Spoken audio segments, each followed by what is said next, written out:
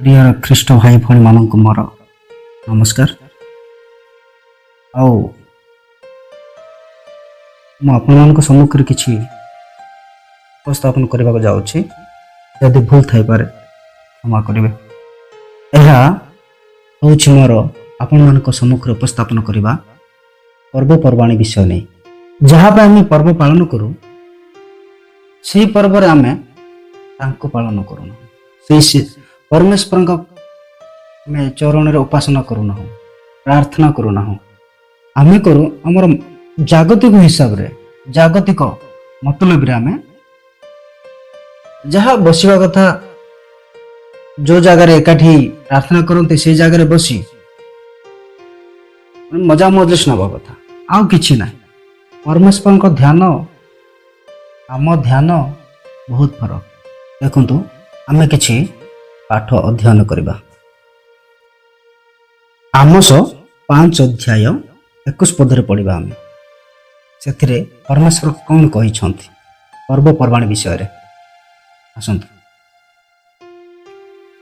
ଆମ୍ଭେ ତୁମ୍ଭମାନଙ୍କର ପର୍ବ ସବୁ ଘୃଣା କରୁ। ଦେଖନ୍ତୁ, ସ୍ପଷ୍ଟ ଭାବରେ କହିଛନ୍ତି ପରମେଶ୍ୱର, ଆମ୍ଭେ ତୁମ୍ଭମାନଙ୍କର ପର୍ବ ସବୁ ଘୃଣା କରୁ, ଆମ୍ଭେ ତାହା ତୁଚ୍ଛ ଜ୍ଞାନ କରୁ।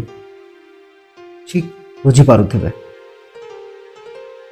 ଆମ୍ଭେ ତୁମ୍ଭମାନଙ୍କର ମହାସଭାରେ କିଛି ସନ୍ତୁଷ୍ଟ ହେବା ନାହିଁ। କେତେ ସ୍ପଷ୍ଟ ଭାବରେ କହିଛନ୍ତି ପରମେଶ୍ୱର। ଏହା ବୁଝିପାରୁଥିବେ। କାହିଁକି ପରମେଶ୍ୱର କାହିଁକି ଆମ ପ୍ରତି ଆମମାନଙ୍କର ପର୍ବପର୍ବାଣୀ ଗୁଡ଼ାକ ପସନ୍ଦ କରନ୍ତିନି? କାହିଁକି ଆମର ଏ ଜାଗତିକ ହିସାବରେ, ଜାଗତିକ ମାଧ୍ୟମରେ, ଜାଗତିକ ଭାବରେ ଆମେ ପାଳନ କରିଥାଉ। ତ ସେଇ ପର୍ବପର୍ବାଣୀ ଗୁଡ଼ାକ ପରମେଶ୍ୱରଙ୍କ ଆଡ଼ୁ ହୋଇନଥାଏ। ଆମେ ନିଜେ ତିଆରି କରିଥାଉ, ଆମ ନିଜ ଇଚ୍ଛାରେ, ଆମର ମନ ମାନିକରେ। ତ ପର୍ବପର୍ବାଣୀ ଗୁଡ଼ାକ ଆମେ ନିଜେ ତିଆରି କରିଥାଉ। ତେଣୁ ପରମେଶ୍ୱର ସେଗୁଡ଼ାକ, ଆମର ଯେଉଁ ପର୍ବପର୍ବାଣୀ ଗୁଡ଼ାକ ପସନ୍ଦ କରନ୍ତି ନାହିଁ। ସେ ସ୍ପଷ୍ଟ ଭାବରେ ମନା କରିଦେଇଛନ୍ତି। ଏଥିରେ ଆମୋସ 5:21 ସ୍ପଷ୍ଟ ଭାବରେ କହିଛନ୍ତି, ତୁମ୍ଭର ପର୍ବପର୍ବାଣୀ ଗୁଡ଼ାକ ଆମ ପାଇଁ ସନ୍ତୁଷ୍ଟ ନୁହଁ। କାହିଁକି ଆପଣମାନେ ବୁଝନ୍ତୁ। ନିଜ ଭିତରେ ଗର୍ବ, ଅହଙ୍କାର, ଅଭିମାନ, କୁପ୍ରଭାବ ପଶି ଯାଇଥାଏ। ତ ଅନ୍ୟ ଜଣକୁ ଆମେ ନିଚା ଦେଖାଇବାରେ କେବେ ବି ପଛେଇ ନଥାଉ। ସେଇଥିପାଇଁ ପରମେଶ୍ୱର ପର୍ବପର୍ବାଣୀ ଗୁଡ଼ାକ ମନା କରିଛନ୍ତି। କାହିଁକି ନା ନିଜେ ଯଦି ଭଲ ବେଶ ପୋଷାକରେ ଅଛ, ତାହେଲେ ଅନ୍ୟ ଜଣକୁ ଆଙ୍ଗୁଠି ଦେଖାଇବାକୁ ବାଧ୍ୟ ହେବେ। ସେଥିରେ କାହାର? ନିଜର ଗର୍ବ ଦ୍ୱାରା, ନିଜର ଅହଙ୍କାର ଦ୍ୱାରା। ନିଜେ ଯଦି କିଛି ସୁନା ଅଳଙ୍କାର, କିଛି ଭଲ ବେଶ ପୋଷାକରେ ଅଛନ୍ତି, ତାହେଲେ ଅନ୍ୟ ଜଣଙ୍କୁ ଆଙ୍ଗୁଠି ଦେଖାଇବାରେ କେବେ ପଛେଇବେ ନାହିଁ। ଏହି ଗର୍ବ, ଏହି ଅହଙ୍କାର ପାଇଁ ପର୍ବପର୍ବାଣୀ ପ୍ରଭୁ ପରମେଶ୍ୱର ମନା କରିଛନ୍ତି। କାହିଁକି ନା ପ୍ରଭୁଙ୍କ ପାଇଁ ସେହି ପର୍ବପର୍ବାଣୀ ହେଉନାହିଁ। ପରମେଶ୍ୱରଙ୍କୁ ଆରାଧନା, ଉପାସନା କରିବା ପାଇଁ ବୋଲି ପ୍ରାର୍ଥନା ହେଉନାହିଁ। ସେହି ପର୍ବ ହେଉଛି ଅନ୍ୟ ଜଣକୁ ଦେଖେଇ ହେବା, ମାଦକ ଦ୍ରବ୍ୟରେ ଲିପ୍ତ ହେବା, ଜଣକୁ ଘୃଣା କରିବା, ଜଣକୁ ଈର୍ଷା କରିବା, ଜଣକୁ ଆଙ୍ଗୁଠି ଦେଖାଇବା। ସେଇଥିପାଇଁ ପରମେଶ୍ୱର ପର୍ବପର୍ବାଣୀ ଗୁଡ଼ାକ ମନା କରିଛନ୍ତି। ସ୍ପଷ୍ଟ ଭାବରେ, ରୋକଠୋକ ଭାବରେ ମନା କରିଛନ୍ତି ପରମେଶ୍ୱର। ଏଇଟା ମୁଁ କହୁନାହିଁ, ପବିତ୍ର ଶାସ୍ତ୍ର କହୁଛି। ଆପଣମାନେ ଠିକ ବୁଝିପାରୁଥିବେ। ପରମେଶ୍ୱର ଏହା ଚାହିଁଛନ୍ତି।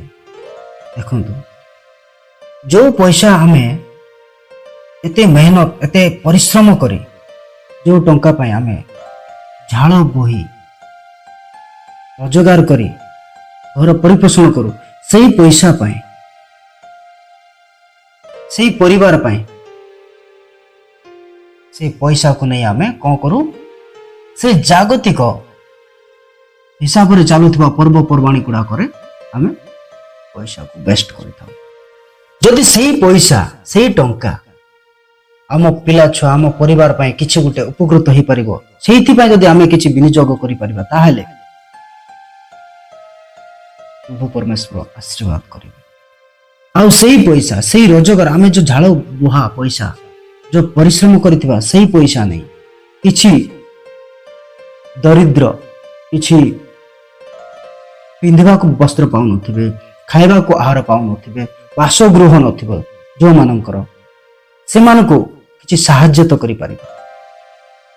ସେହା ହଉଛି ପ୍ରଭୁ ପରମେଶ୍ୱରଙ୍କର ପର୍ବ, ସେହା ହଉଛି ପ୍ରଭୁ ପରମେଶ୍ୱରଙ୍କର ପର୍ବପର୍ବାଣୀ। ସେହା ପରମେଶ୍ୱର ଚାହୁଁଛନ୍ତି। ଏହିପରି ମାଦକରେ ମାତି ରହୁଥିବା ବାଡ଼ିଆ ପିଟା ଗଣ୍ଡଗୋଳ ପର୍ବପର୍ବାଣୀ ପରମେଶ୍ୱର ଜମାରୁ ଚାହୁଁନାହାନ୍ତି। ଏଇଟା ମୁଁ କହୁନାହିଁ, ଶାସ୍ତ୍ର କହୁଛି। ଆମେ ଯଦି ପ୍ରକୃତରେ ଖ୍ରୀଷ୍ଟିଆନ ହେଇଥାଉ, ତାହେଲେ ପରମେଶ୍ୱରଙ୍କର ବାକ୍ୟ ପାଳନ କରିବା ଆବଶ୍ୟକ। ଏହା ହେଉଛି ମୋର ଆପଣମାନଙ୍କ ସମ୍ମୁଖରେ ଉପସ୍ଥାପନ କରିବା ପର୍ବପର୍ବାଣୀ ବିଷୟ ନେଇ। ରହିଲି, ନମସ୍କାର।